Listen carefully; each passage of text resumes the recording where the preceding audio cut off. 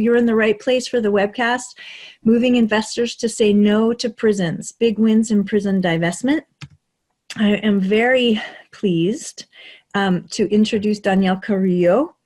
Daniel grew up in Los Angeles in a large mixed status Mexican family. They got their start as a youth organizing against anti-immigrant Prop 187 and successfully defeating a proposed power plant in their neighborhood in Southeast Los Angeles. Daniel co-founded the Prison Industry Divestment Campaign, Stop LAPD Spying, the New York Workers' Center Federation, and Freedom Cities. Their political writings were featured in Charles Gaines's Manifestos 2, as well as part of Liam Alexander's I Vow exhibit, and they are currently a fellow at the Cornell University Worker Institute. Danielle, thank you so much for being with us today. Thanks for having me.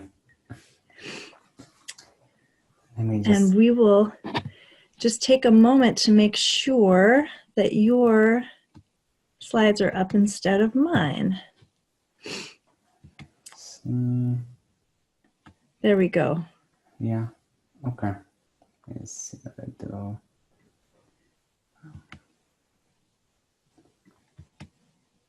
Okay. Great. Terrific.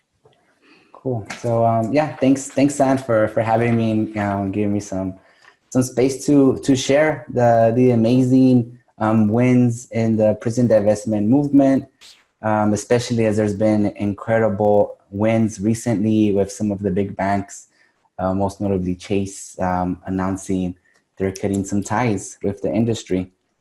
So I want to start first off introducing the organization. We are Freedom to Thrive. We were formerly known as Enlace and have been doing work now for over 2 decades.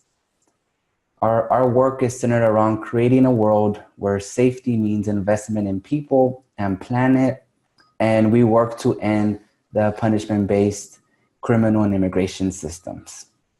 We are a national network of Black and Brown run organizations. We center youth, non-binary, and femme leadership through our main programs of Freedom Cities, Freedom Campus, the Divestment Campaign. And we look at the root causes of criminalization and mass incarceration. And we confront these systems through strategic campaigning, leadership development, and popular education. And the way we look at our work, just to kind of give a little bit more of a snippet, our main issues are around immigrant rights and criminal justice, and we do our work in those sectors and at those intersections with a lens of gender, healing justice, and addressing anti-Blackness. And our approach is threefold. One, doing on-the-ground campaigning with root cause analysis,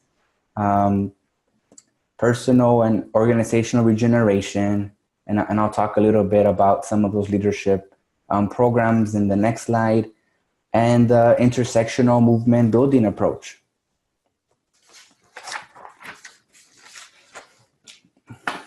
And when we look at personal and organizational regeneration, we have 3 main programs at Freedom to Thrive. We Rise, which is for FEM and GNC folks of color, that it's a healing justice and training program that we run nationally. Locally in Portland, there's the Moja Kijana Shujai program that's for Black youth, and that runs through the summers. And then we have a rolling program for leadership of managers and supervisors that we also offer, and that's part of one of our 3 components in our approach as Freedom to Thrive. And for the remainder of this presentation, I'll be talking about the other 2 approaches within the prison divestment campaign. And it's broken up into 4 different areas, the presentation. The first one is around looking at this arc of like how do we convince investors, banks, and the public to engage with this movement, with an abolitionist vision. And two of the main pieces that we do is to like help convince and bring folks on our side, bring those ideas and have folks build with us, is the way we frame the problem, the way we frame the solution, and our approach to tackle this and implement our vision and go after the targets that we name. So first off, in terms of framing the problem, the way we got into this work over a decade ago was as folks in our network began to bring up how organizing efforts, particularly by immigrant communities, was being repressed through work raids and more police presence in communities. And as we did research on this, we found incarceration growing, and we define incarceration both folks incarcerated in the criminal as well as the immigration system, the birth of the Department of Homeland Security and that apparatus. And our research led to uncover other actors besides politicians who were behind these raids, behind this increase of policing, and who we found there were corporations who operate in the prison industry, like GEO Group, G4S, CoreCivic. We found financial institutions like banks, hedge funds, and we found some organizations like ALEC, the American Legislative Exchange Council. And this helps with our approach in terms of looking at this at the root cause, like who are the different actors, how can we tackle this question of violations against immigrants, violations against people of color, through the incarceration system, through the policing system. And the way that we framed our solution was that we need to decriminalize communities. We need to fight for reparations, for reinvestment. We need to liberate our communities, need to fight for liberation. And I put up our three lenses: healing justice, addressing anti-Blackness, gender justice, because that has really been some of the grounding that has helped move and convince folks to join the movement and move with us. And we're not just about, moving folks towards a target and pressuring Chase or pressuring the institutions, but we're about creating a movement and bringing folks together and putting folks who are directly impacted on the front lines to lead these movements. And the approach that we take is it's an intersectional approach. As we uncovered these companies, we found that not only were they active in increasing incarceration among immigrant populations and the proliferation of more anti-immigrant laws, but they were also involved in the criminal system.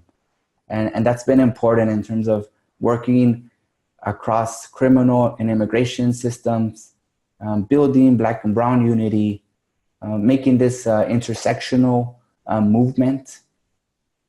And we chose divestment as a tactic to educate the public, to make the industry toxic, and push politicians to take a stand. And in terms of like some of our targets, we created what we call the Million Shares Club of institutions who have over 1 million shares invested in the industry. We went after prison lenders, lobbying firms, politicians. And then the other piece, I mean, that's really central to making a movement is, as you can see on the screen, our campaign poster has no branding. As you know, there's no mention of us, and part of that was intentional in terms of making open source and materials available for folks who want to start their own campaigns, who want to help grow organically this wealth of different information that we need to target the industry. And that's been important as we move forward and building a movement where it's collectively owned and held by various communities coming at it through different angles.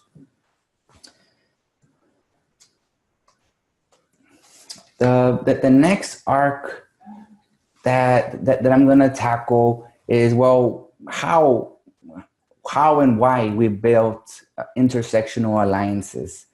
Because, like I will say it, and folks, who work in coalition know it's not easy. It's not easy to come in with your own goals and have to manage them and negotiate them with other folks, other movements. And it's been a big learning process for us. And it's been strategic. It's not just been unity or intersectionality for its own sake, but there's also been a strong strategic approach and value for why we've been engaging with different movements as they come up. And I'm going to lift up three different examples, case studies of efforts that have had success in moving a narrative and pushing divestment and pushing for reinvestment. One at the city level in Portland, and I'm also going to be talking about incredible youth organizing that students have done on campus. And then lastly, around REIT status, the real estate investment trust status that prisons received, and go a little bit in depth into that. So first off, we have Portland, a city where we have an office, where we're actually headquartered.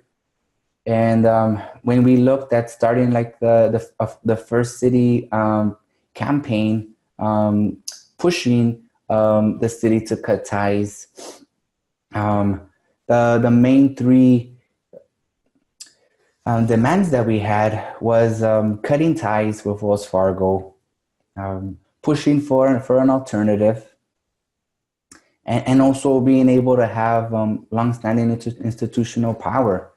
And you see those reflected in those first 3 points. And the city of Portland was one where, as other places, there were raids. There are raids. Folks are being detained, and then they're being sent to Tacoma, Washington, at a GEO group facility.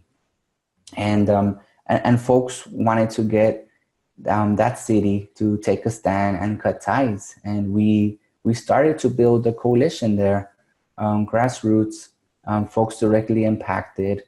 And also as this campaign was happening, we also had folks who were at the facility, at the prison in Tacoma, run by GEO Group, who were on hunger strike, who were also engaged in their own struggle inside for rights, that we also engaged with and partnered with alongside the city-based campaign. And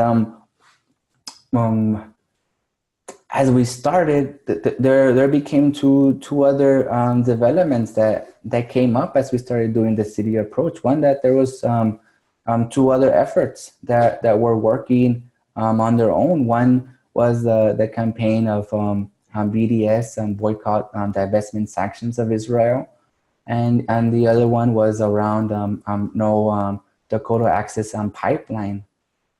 And we saw a strategic opportunity to really bring in these issues together with the issue of the prison industry, to work together.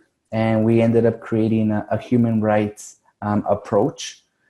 And the divestment became creating a criteria around corporations who violate human rights, and developing a model that was successful in one, pushing Portland to accept our demands of cutting ties with the industry, of two, of being able to set up some institutional power with a socially responsible investment committee, where we had folks in the coalition join, and also an eye towards the future, and having the city commit to exploring, well, what would be the alternative if when Wells Fargo is cut, what's the bank option for the city?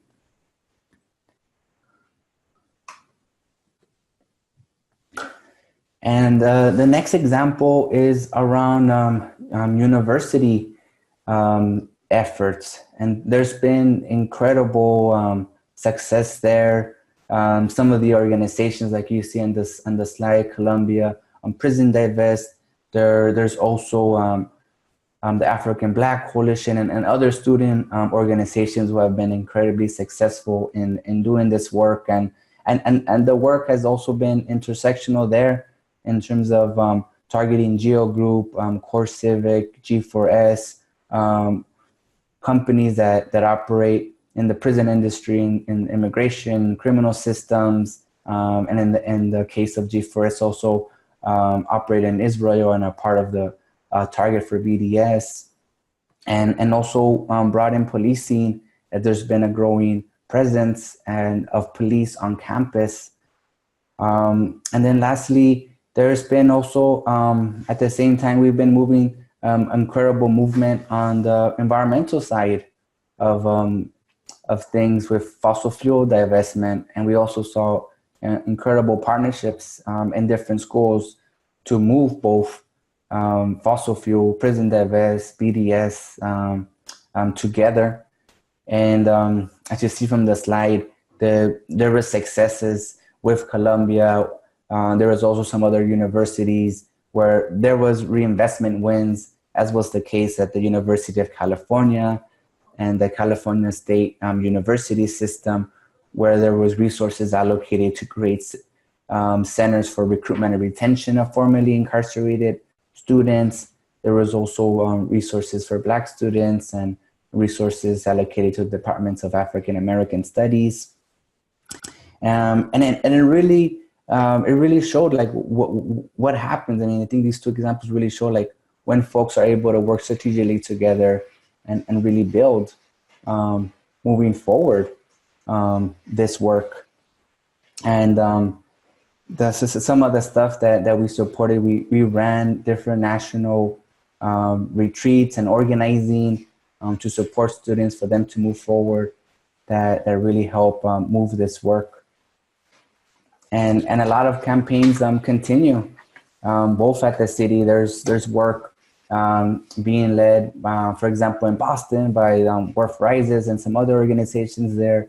There's other university efforts happening in Yale and Harvard and lots of different universities as folks continue to use these examples, add other strategies, use this intersectional approach, because we know this approach brings more folks together, brings more power, and wins.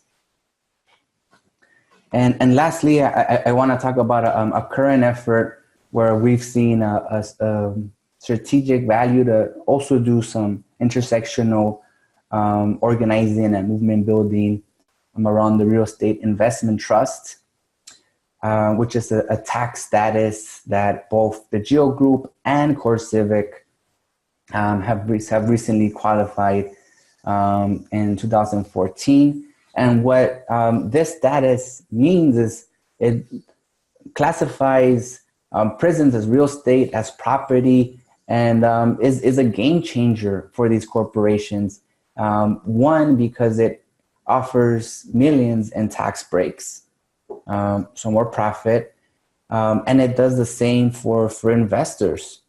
So it's been attracting lots of more capital, more investments through this, because a lot of folks in Wall Street see this as a win-win investment.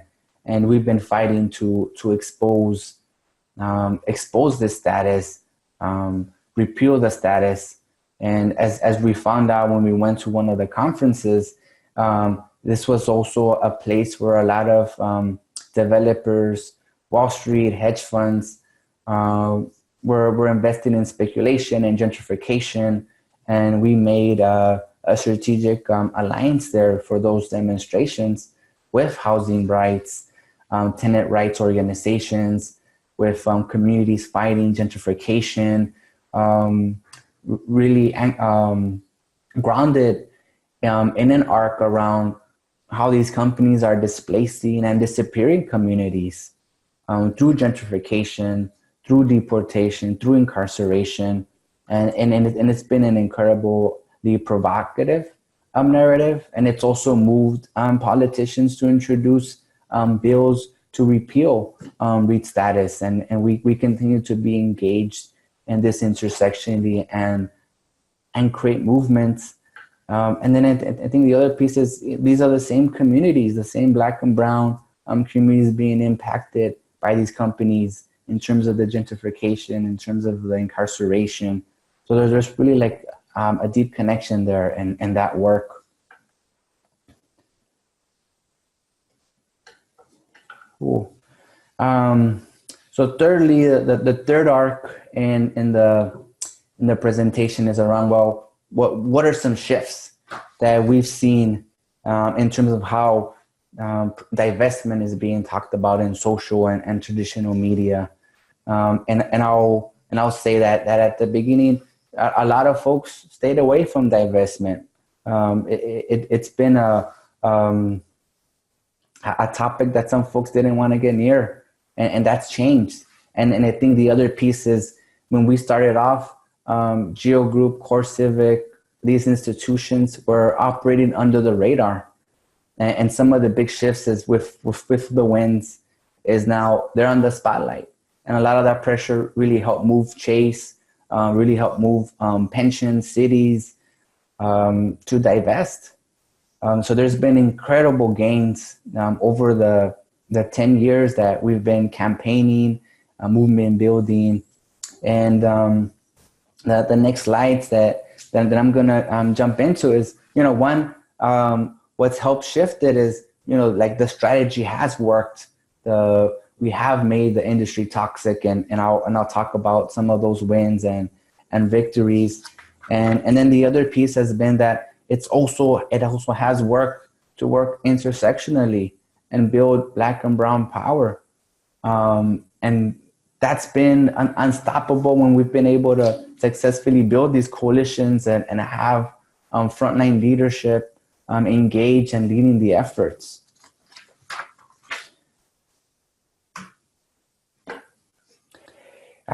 So we're winning, and that helps shift how we're covered. We're getting all kinds of coverage, and it's getting towards a domino effect. And I'm putting in some of the incredible victories that have happened over the time, led by numerous organizations. Again, it's a growing movement around prison industry divestment. We've had folks divest in banks. We've had hedge funds, individuals, churches, colleges, cities, pensions. As you can see there, we're getting close to 5 billion divested, and it has made an incredible impact. I think for one, when you look at the stock prices go up and down, the political movement under Obama to move to ban these companies, politicians pledging not to accept money from these companies, but also at the end of the day, being able to build movement across this intersection of immigrant and criminal justice, being able to bring together different communities to fight against criminalization, and those have been incredible shifts that have continued and have morphed into other movements. And an example is Emerging Freedom Cities movement that has been moving for 2 years now, with the same arc, continuing to expand how we're addressing policing, and also not just at cities but at campuses. And folks have also continued to expand. Well, how do we run divestment campaigns on campus? Does it just end in divestment? How do we continue to grow the movement in fighting for reparations and for reinvestment? And there's just a continuing education on that. The question of divestment will open up the visioning for what does reinvestment, what does reparations look like. That has been really exciting, incredibly bold work that lots of organizations engaged in this movement are pushing forward.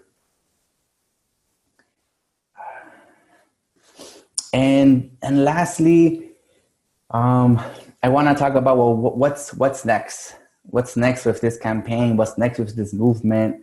How can folks engage in growing this and building more power? And I think one other thing is, since we started tracking and targeting these corporations of GEO Group and CoreCivic, they've made their moves clear as early as 2012, 2011, that, hey, they weren't just in the business of prisons, but also in alternatives and decarceration and electronic surveillance and so on. So I'm going to talk a little bit about what that means, what those changes in the industry mean, what those shifts and opportunities open up. And then lastly, talk about what's the continuing work towards abolition.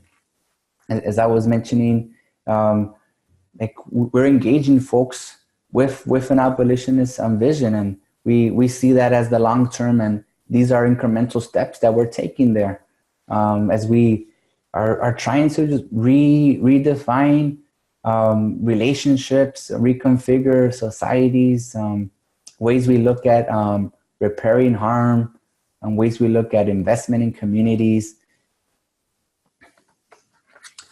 So on the first arc that I was talking about, in terms of how the industry is expanding, and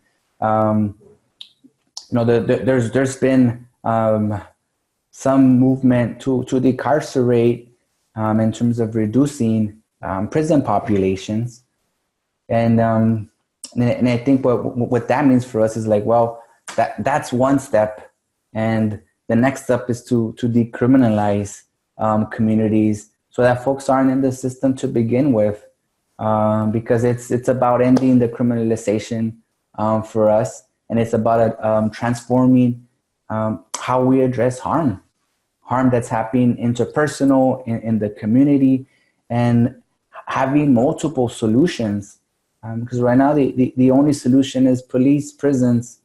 That's the only solution, and those are solutions that are not benefiting and helping our communities. And some of the shifts that the industry has done over the past years is that they've been ready for this shift of decarceration. There's been incredible groups like Grassroots Leadership, AFC, that have talked about the treatment industrial complex. There's been a rise of talk around incarceration and mass surveillance, and what this opportunity of decarceration has meant for the industry has been an opportunity to expand the number of folks who are under state control, the number of folks who are incarcerated, whether that be physical bars or in their home, and the number of people criminalized. And there's around 7.4 million people under state control, both behind cages, but also under different forms of control. As we see in the slide, there's different ways that folks are being surveilled, monitored, and then I included two examples about how the companies themselves have shifted. In the CoreCivic, I put an example of one of the companies in Rocky Mountain Offender Management Systems, and GEO Group created a whole GEO Care side that just deals with reentry and monitoring services, and that's where we're going next, and including that and pushing that up, as especially under this administration, the way they're defining safety is an increasing of surveillance and state control, and we need to push back against that.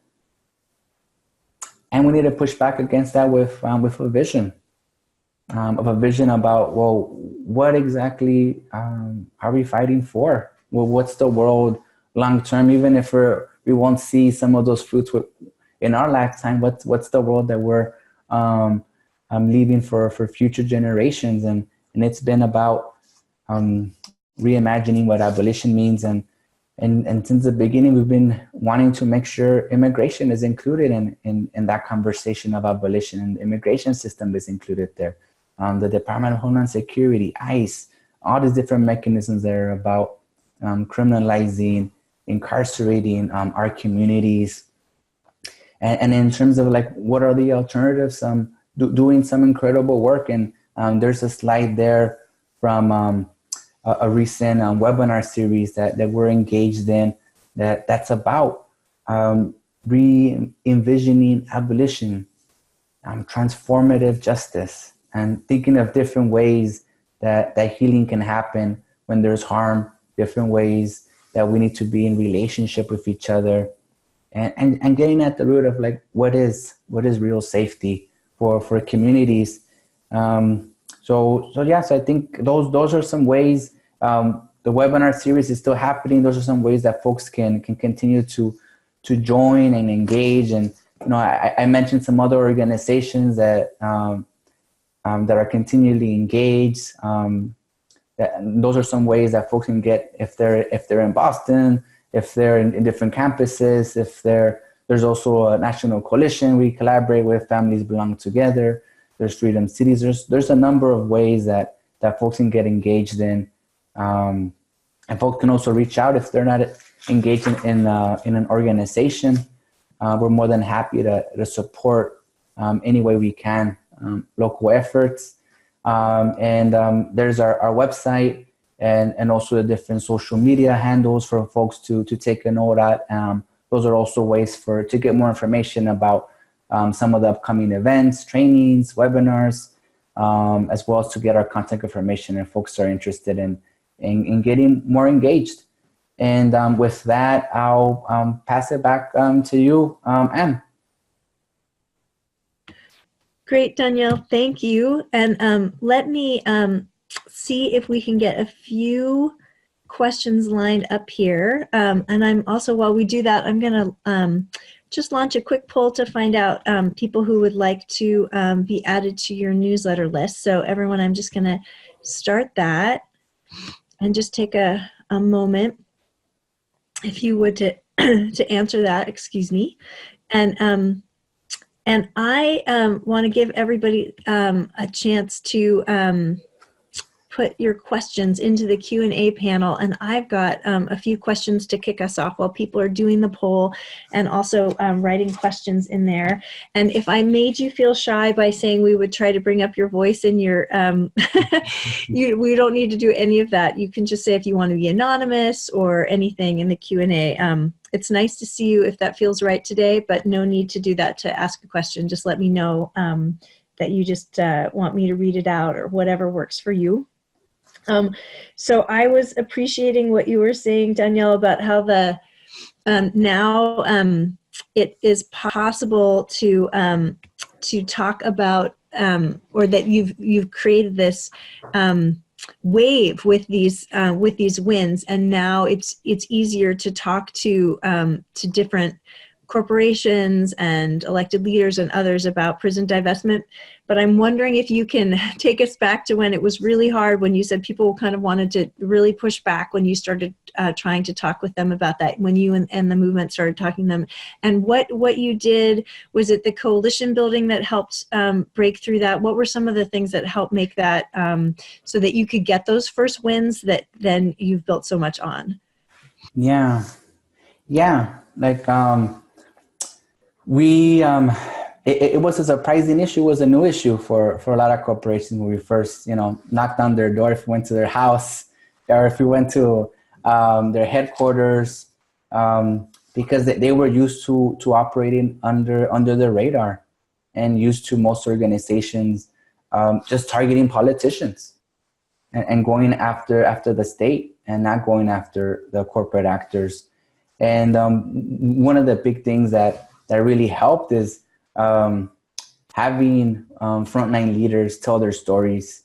When we were going after Wells Fargo and moved towards a big victory there, we had incredible leadership of folks who were previously detained in GEO Group facilities and so on, and had Wells Fargo accounts. that were like talking to the CEOs, talking to the CFOs, and that was incredibly powerful. And the other thing was, as the movement continued to grow, being able to see what the power is of bringing different communities together who previously hadn't worked together. I remember when we first had our first convening as a prison divest movement, most of the folks in there didn't know each other. And they were working in immigration or criminal justice, and it really sparked a lot of like long-standing collaborations, and really showed like what the power is when you work strategically across different sectors. And they felt that pressure. They felt that power as that movement spread nationally. Great. Thank you. We have a couple of questions that I want to share. And I'm going to see if we can bring these people in so that we can see and hear them.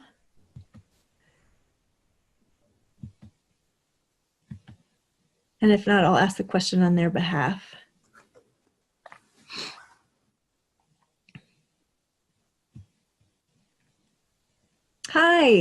Hi, welcome. Hi. Oh, great. We can see and hear you. Great. Would you say your name and then share your question? Yeah, my name is Kiamber, and my question, I was wondering if you could expand a little bit more on how prison divestment or student prison divestment organizers connected with fossil fuel divestment organizers, and yeah, how those partnerships were formed, or just like more about, I guess, what those linkages were that student organizers were able to make, or if you don't have, if you can't expand, if you could share any resources, like where I could, go learn more about that. Because I was a student organizer, and I was first doing fossil fuel divestment, and then ended up creating a prison abolition organization, and we were trying to think more about prison divestment and joining forces, or like connecting with fossil fuel divestment. It didn't really work out. And then I graduated, but yeah. Some of those connections, there was an incredible organization, Responsible Endowments Coalition, that was really focused on fossil fuel divestment that we partnered with. And with them, there was different convenings that happened to bring leaders from both sides and be very intentional about, hey, how do we work together? And I think like another thing that came up is also like the folks on the prison divestment side being mostly people of color, folks on the fossil fuel side being mostly white students, and needing to do work there in terms of like, well, how do we work?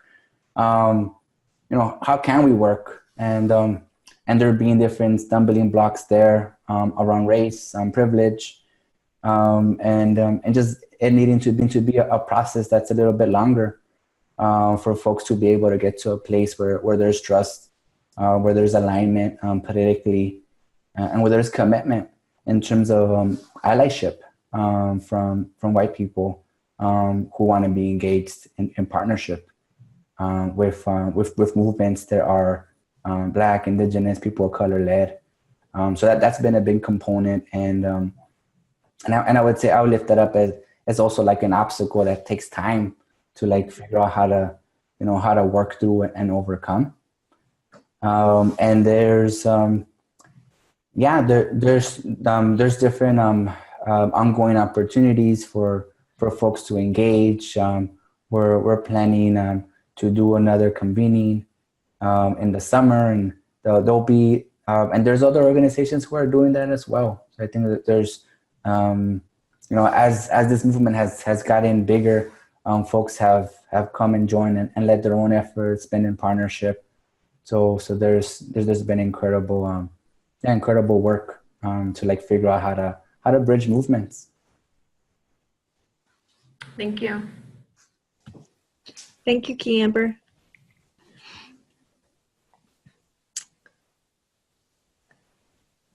Great.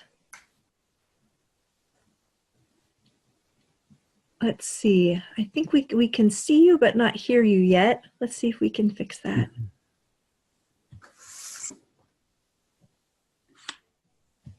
Were you talking to me? I don't know. Oh yeah, there's a little bit of a delay. Yes, please introduce yourself and share your question. My name is Mary, and I wanted to say I love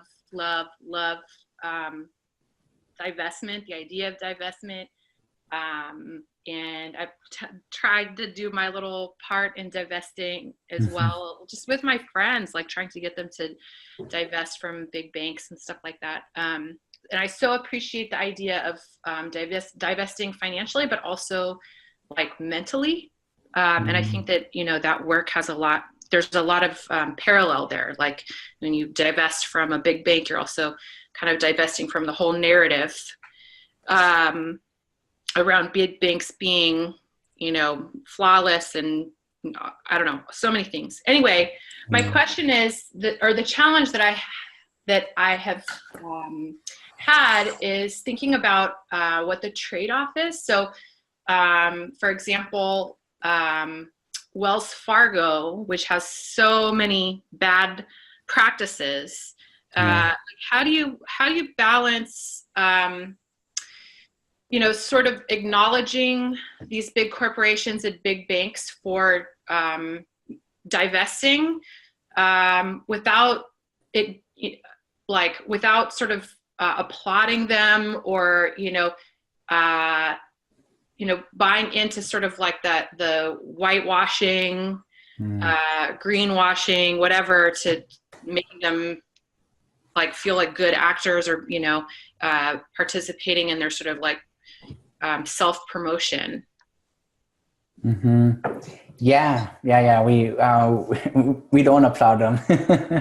we don't ask folks to, hey, like, now go open accounts at Wells or, wherever. And it was sort of one of the last points I was alluding to in terms of like, well, what's next and what's our long-term game and like creating like alternative economies. And we've been in different partnerships with folks in just transition and movement generation, New Economy Coalition, to name a couple, who are also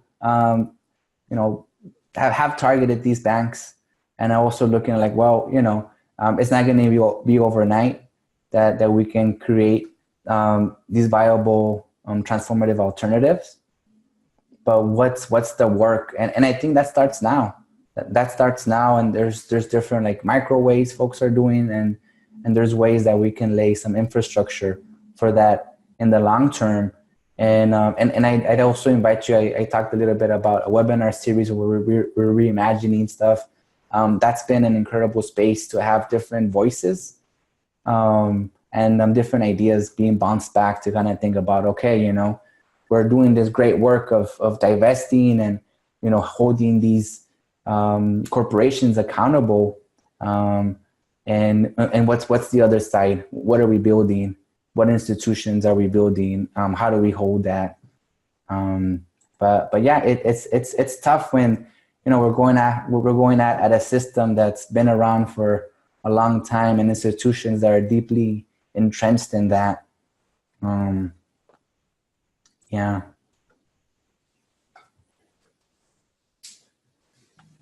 Thank you for sharing your question, Mary. And I have a couple more questions myself, and I want to make sure people add your questions to the Q&A tab so we can have time before the end of the hour.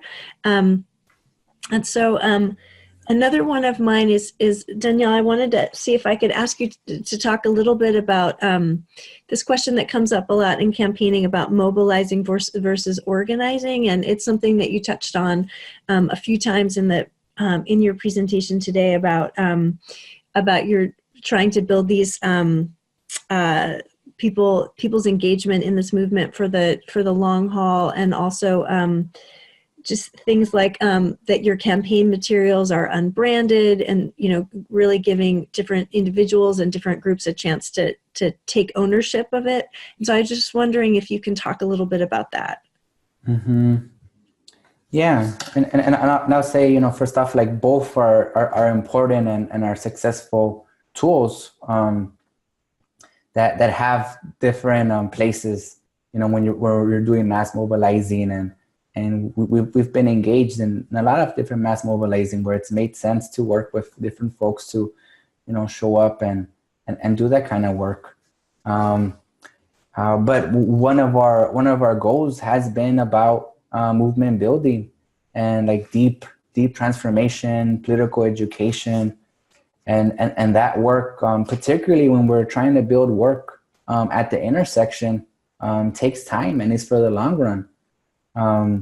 When we have, even within, bringing Black communities, Indigenous communities, people of color communities, there's lots of different issues, narratives, voices there, distrust, that need to be mended, that are, interpersonal, that are caused by the way the state pits different communities against each other, rooted in anti-Blackness, rooted in patriarchy, that we try to dismantle. And that's a main reason why we invest in leadership development and have our different institute programs that are about being able to create those spaces, being able to pause and relate to each other, and really build transformative leaders that are able to build other movements. And it's, I'd say, we're not perfect. We've made our mistakes, and we've learned from them, and it's been incredibly rewarding work that we're still engaged in. And I'd say it's also the work that is not as sexy as the wins of like, all right, Chase is divested and whatever. It's like, it's work that goes unnoticed, unthanked, that is incredibly important. Even in just the way that we hold a coalition space when we do this work of how things aren't branded, or we keep it open, or ways that multiple organizations will have multiple roles can take ownership for a win, for a campaign. That is a very different approach that other spaces use, where, if it's just one group that, called it, and other groups join, but that group is the only one that gets, the credit or whatever. And it's about, transforming like those relationships as well, about how we want to operate, the world we want to see, in terms of like being able to move that. Great. And another thing I wanted to ask you about is that this campaign, it's really important in this campaign that you are unearthing truths that that a lot of people don't know, and then don't even want to look at when they are presented with it, but don't know about. And for instance, I noticed we have a few people that from before you were Freedom to Thrive, from Enlace, we have a few people on the webcast, including Peter Cervantes Gauchi, who's the first person I ever heard talk about ALEC. And then like a week after I heard him talk about it, there was a huge story on National Public Radio about it. And then suddenly many campaigners were kind of digging into like, how is this connecting with our campaigns? So I'm wondering if you can talk a little bit about sort of the research process of digging into some of these facts about how these policies are being made, who's propping up these different corporations, and how you all are kind of getting into some of those things that are so critical but are clearly hidden and purposely hidden from public view. Mm-hmm. Yeah, no, it took a lot of time even to put like all the research together for this campaign. Like it was a couple of years, and yeah, if Peter's on, hey Peter. but for folks who know, Peter's the founder of Enlace and Freedom to Thrive, and was a key instrumental person along with other folks who who did a lot of the research to uncover, and a lot of it was following the money, looking at root cause analysis. When you get to one thing and you think, okay, that's the players, keep digging, because there's, as you're saying, and there's so many things hidden in the system that play for the benefit of these corporations, politicians to be able to continue to operate the way they do. And we did different partnership with different organizations, unions who have also done different research on Chase, on Wells Fargo, on different companies, but through different angles, and that also helped to enrich like the perspective around okay, are we looking at all the whole perspective of what they're doing, how they're doing it. There's been work in looking at filings, listening to shareholder meetings. It's a very exhausting and comprehensive of approach. And I think the other piece, which also led to the development of what we call the Million Shares Club, their investments come and go, money moves so fast within the system that it was also hard to figure out, well, how do we pin down the ones who are big players and as money flows in and out. So there's been extensive research. We do root cause research methodology. We do corporate profiles. Some tools that myself, Peter, have different backgrounds in unions and really learn different research skills through there in terms of corporate organizing. And I think what also helped is we didn't limit ourselves to just this country, knowing that these are transnational corporations, and that's really been a key part of the history of our organization, that it's we'll make a big mistake if we just look at this as a domestic approach or domestic research when there's so many connections and webs that these corporations make in other countries. They're working in South Africa and Europe and Australia to put the same communities in prison. And we've been making those links, talking to those folks to figure out, hey, what's the strategy? What's the movement? A critical part of our research has always been, well, what's next for the corporation? What are these future plans? How do we obstruct them? Because that's where their attention is in terms of, what they call future markets, of where they can invest. And that's been critical to be able to unearth some of the strategies that they use. So you've also got partners in multiple countries. It sounds like, or you're talking to and sharing information and resources with folks with organizers in a lot of places. Because these banks operate in different countries, so are these companies, and to really do a thorough and comprehensive analysis, we need to be able to talk with folks and also be ready when it does make strategic sense to go after these companies outside the U.S. when there's different power structures that could come up that are outside here that are influencing incarceration and criminalization. We're building this network that we can access and partner with.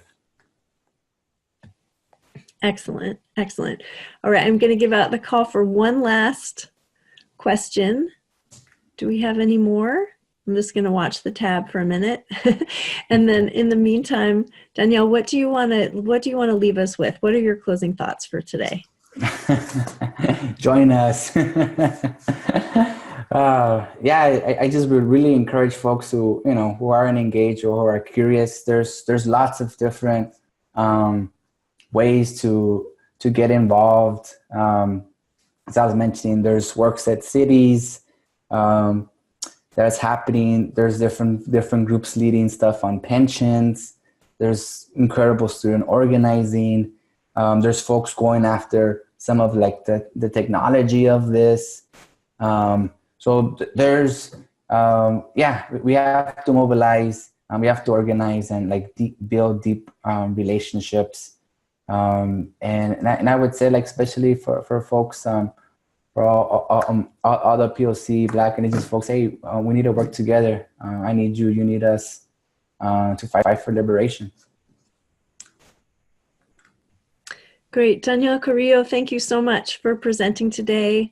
And thank you to everybody who joined us. And we'll be sending out the recording from today to everybody who requested it, as well as some additional resources. And we look forward to getting you that sometime in the next couple of days.